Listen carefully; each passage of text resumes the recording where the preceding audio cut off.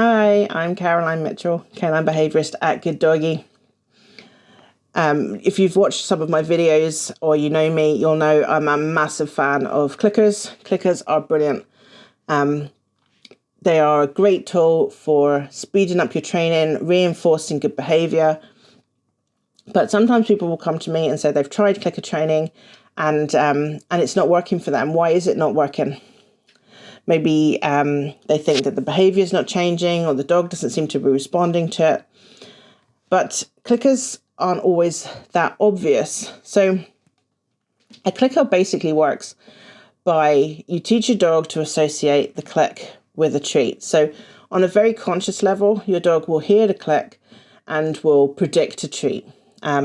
So that's the very basic level of clicker training.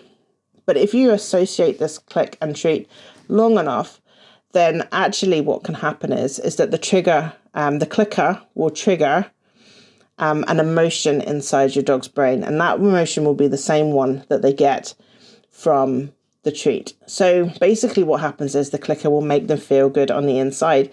And this is a little bit like a kind of a nostalgic feeling. It's a bit like just an unexplained happy feeling. So often, we might get a nice feeling. You might read a text message, makes you feel good, but it doesn't mean that the people around you will visibly be able to see that, but it will make you feel good. And when we feel good about stuff, we try to do more of it. So as well as being rewarded and being made to feel good, your dog knows they're going to get a treat. Then it has a little bit of anticipation added into the mix there. So your dog's now starting to think, oh, I'm going to get a treat. And this is kind of how we feel when we start booking holidays, because we're not going on a holiday right now, but we still get that buzz of excitement because we know we're going to get a holiday, that anticipation has kicked in and it's making us feel good. So when people say that their dog isn't responding to the clicker, that doesn't mean it's not working. The way to know if a clicker is working is to look and see if the behaviour is changing when you're using it. So a clicker is good for lots of things, but there are some things that a clicker is really not good for. So a clicker is not meant to be used for redirecting or changing a behaviour. It's not meant as a distraction. It's not meant to be used for recall. All of those things really become a cue. It's not a motivator. It's not supposed to change what your dog is doing.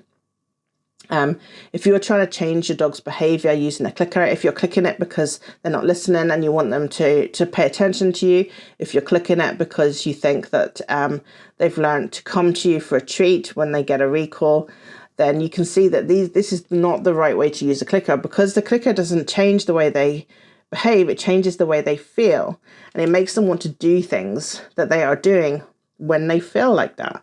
So if you're using it to stop a dog from barking, maybe your dog's barking at another dog or they're barking at the window, and you want to use your clicker to try and get their attention. So what might happen is you'll press the clicker and they might hear it and they might look at you. The clicker promises a reward, so now they're going to start to perhaps think, oh, I better go and get my treat. So it might look like the dog's behavior has changed, but actually what's happened is that they feel good at the time they were barking. So the barking is what achieved the click. So now your dog's going to start to think, if I bark more, then the clicker will go off more, and then I go and get my treat. So in that moment, he might stop barking because he's coming to get his treat. But all we're doing long term is teaching him to bark more. So the instances that he barks at will not get less. They might say the same, but probably it's just actually going to get more and more and more. So over time, you're going to see the behavior that you're trying to stop actually gets worse, even though when you do press the clicker, he comes for his treat and it feels like that might have worked, but we're looking at it the wrong way around. If you're using it for recall, it's actually very quiet, so it's not a great way to get a dog's attention whenever they might be far away. Here's my clicker here, and I'm going to click it now. That sounds quite loud because it's only 12 inches away from my microphone, but if your dog was 40 feet away and there's a wind, something else is happening, there's other dogs, people, it's outside, then the chances of him actually even hearing it from that distance, it's going to be very quiet. So he's not going to use it like a cue, he's not going to feel distracted by it. He might, again, in the barking, he might hear it and come to you for a treat. He might not. But if your dog does respond to the clicker like that when you do a recall, then you've spoilt its purpose, what it's really good at.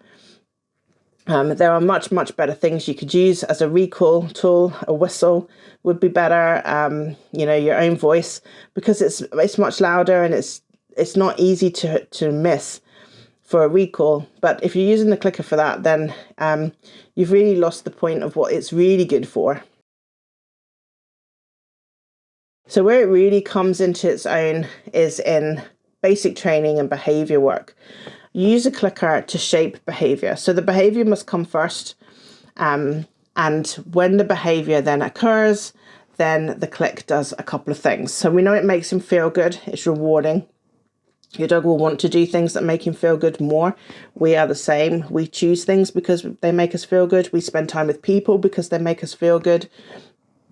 And the clicker will make him feel good. So when you're trying to shape a behaviour, the behaviour has occurred, then the click comes and the dog wants to do more of it.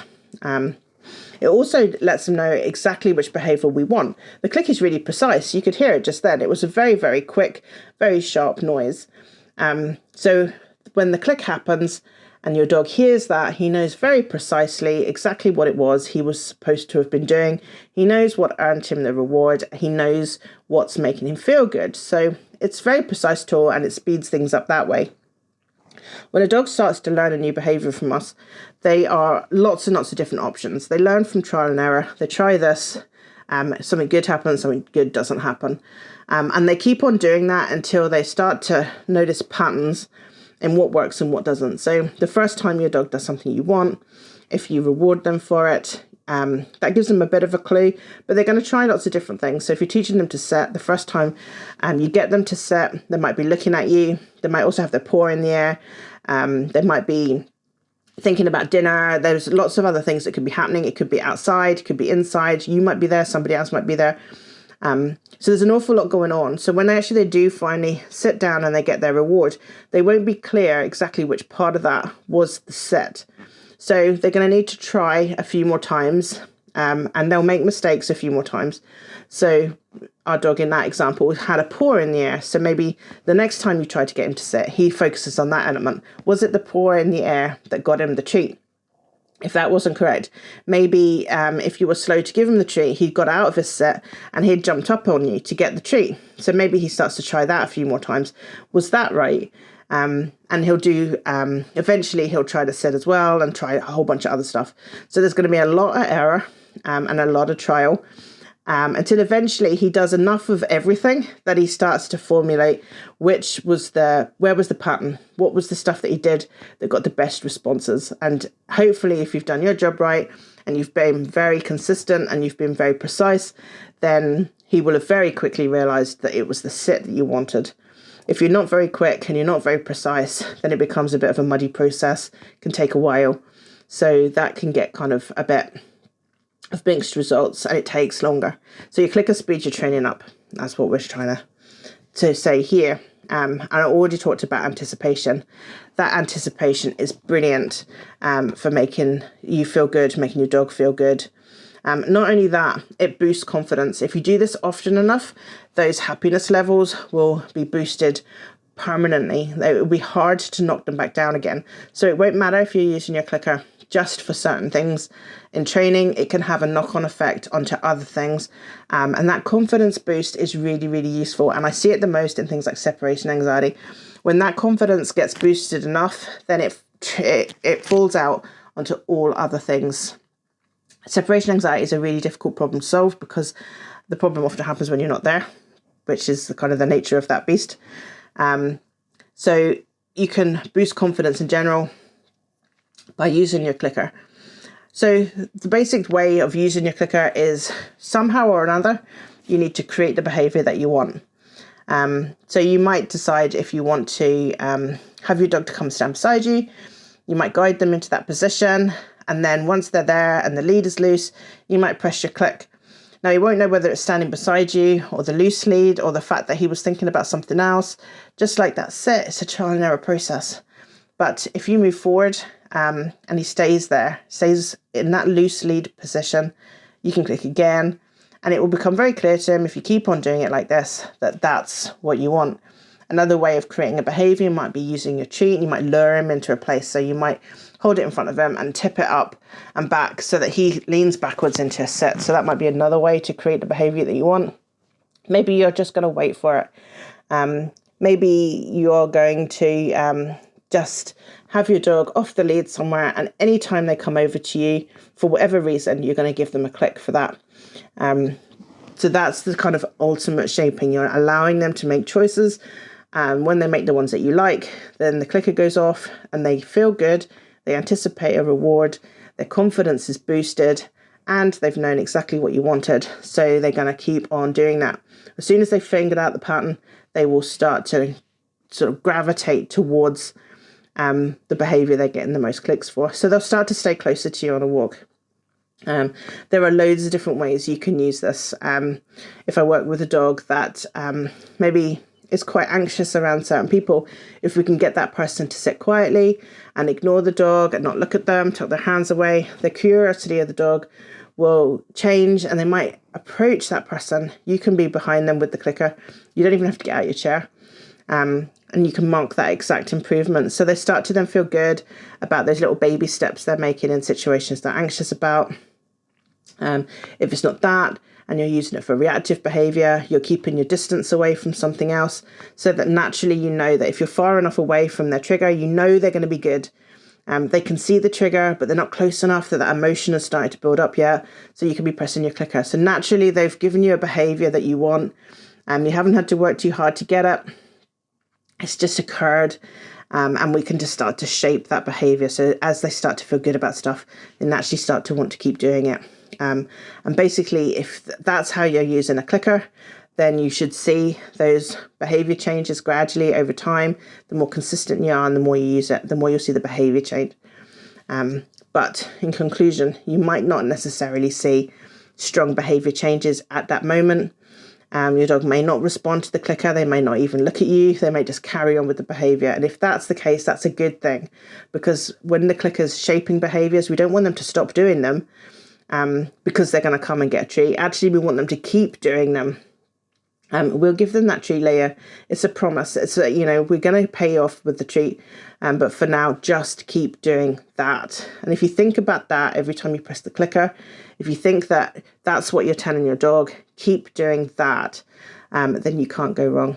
As long as you've loaded up your clicker with lots of treats and they understand what the clicker's for, then it will be working for you. But check out my other videos of clickers. There's ones about how to introduce them, how to use them in specific situations. In particular, there's one about reactive behaviour. So there's a whole playlist of clicker stuff. If you're interested in clicker training, check that all out. And I'll see you in the next video. Take care for now. Bye-bye.